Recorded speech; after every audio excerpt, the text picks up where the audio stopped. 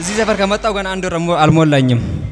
የሆነልኝ ነገር ምንድነው? አንደኛ ነገር እኔ ኢንቸርቹም አላቆምና ዝም ብዬ እዚህ ጀርባ ነበርና አንድ ቀን በማታ መጥቼ ስልክ ከዚህ ሰፈር ላይ ወስጄ ደወልኩልህ። ስለተዳር ጸልልኝ አልኩኝ። እግዚአብሔር ሰው አንተ እንደሆንኩ ቃውን ገና ያወቅኩ እንጂ አላቁም ነበር።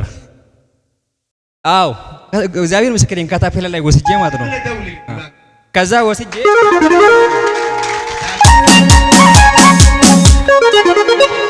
ወስጄ ደወልኩልህ።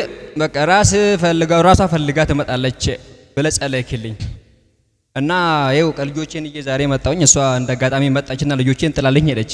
እኔ እያልኩት የነበረ ምንድነው? እግዚአብሔር ሆይ ይሄ ትዳር የምሰጣ አንተ ነህ። ትዳር በቃ የምትባርከው አንተ ነህ። ባለቤቴ የኔ ካልሆነች ልጆቼን አሳልፈህ ስጠኝ ብዬ ማለት እግዚአብሔር እየተናገርኩ ነበረ። በአራተኛ ወሩ ዛሬ በቃ ምንም መጣች። እኔ ከቤት ውስጥ ምንም የወሰድኩም ነገር የለም። ተጣልተን አሳስራይ ምናምን ነገር ነው የወጣችው። ዛሬ በቃ በራሷ ጊዜ መጣ። ልጆቼን ሰጣኝ አለች። እግዚአብሔር ይመስገን። ምንድነው የሆነልኝ? ምንድነው በቃ እኔ ገራጅ ሰራተኛ ነኝ። መካኒክ ነው የሚሰራውና ገራጅ መካኒክ ሰራተኛ ነኝ። መካኒክ በጣም ሙያተኛ ነኝ። በፊት በቃ እኔ በቀን 15000 ብር ሰራለሁ፣ 20000 ብር ሰራለሁ። የምር ብዙ ነገሮች ሰራ ነበር ስራ በራሴ እነዚህ እየተቀሳቀስኩ የምሰራውና አሁን ምንድነው ከተዳሪ ከተለያዩ በኋላ አሁን አራተኛ ወሬ ነው። በቃ ስራ ብር ምናምን ዝግትግት ነው ያለው። በየርኩበት ሁሉ ውጊያ ነው። ይሄን ነገር እንድትጸልዩኝ ይፈልጋለሁ። እግዚአብሔር ሰው በቃ ምንድነው እነዚህ ልጆች ደግሞ እግዚአብሔር በታች እኔና ነው እዚህ የመጡት። እኔ ልጆቼ ምን እንደሆነ በቃ እንድትጸልዩልኝ ይፈልጋለሁ። በመቀጠል ምንድነው ይሆነልኝ? ካንሰር ወጥቶብኝ ነበር። አዎ እኔ አላውቅም። በአራት ቀን ውስጥ ማለት ነው አብጦ በቃ ትልቅ ሆነ።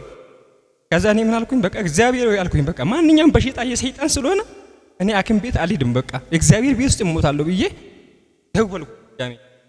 ደውልልኝ በቃ የሰይጣን ስራ ነው የጠላት ስራ ነው አልከኝና ጸለይክልኝ። ከዛ በኋላ ግን እግዚአብሔር ይመስገን አሁን በቃ ሲሄድ ጠፋልኝ።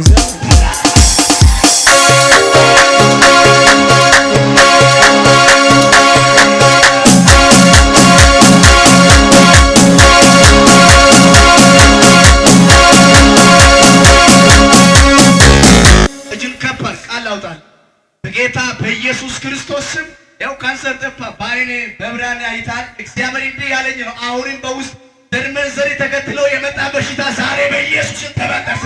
አሜን። ያውን ጠፋ። በቃ መንገድ ሲልሉ ቁስል ምናምን ነበረ። ከዛ በቃ ምንም ነገር አይሰማኝም። እግዚአብሔር ይመስገን። እግዚአብሔርን አመስግኑልኝ። በእውነት በቃ ለቅሰ ደግሞ አይናለም ትባላለች። መምጣጣ ይቀርማል። እኔም ከቤት ስወጣ አንድ ልብስ እውነት ነው አይናለም ትባላለች። ትግብ ያለው ሰው ያዙና አይናለም በሉት። ደግሞ አይናለም በሉት።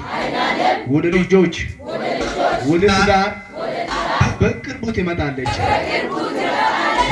ያው ጌታ ምስክሬ ነው። አይናለም ልጆች ታመጣለች ብዬው በእግዚአብሔር መንፈስ ሆኜ ነግሬ ካመጣሁልህ ትላንት ነው። ዛሬም ያ ጌታ ከኔ ጋር ነው። እምነቴ ደግሞ ያንተው ካንተ ጋር እውነት ነው። አሁን በኢየሱስ ቃል አውጥቻለሁ። አሜን አሜን አሜን። ሁለተኛ ነገር ደግሞ ከነገ ጀምሮ ስልክ ይደውል። አሜን አሜን። ድጋሚ ሲመጣ አሜን አሜን። ስላገኘሁት ያልክ ወደዚህ መድረክ አሜን። ደስ ይለኛል።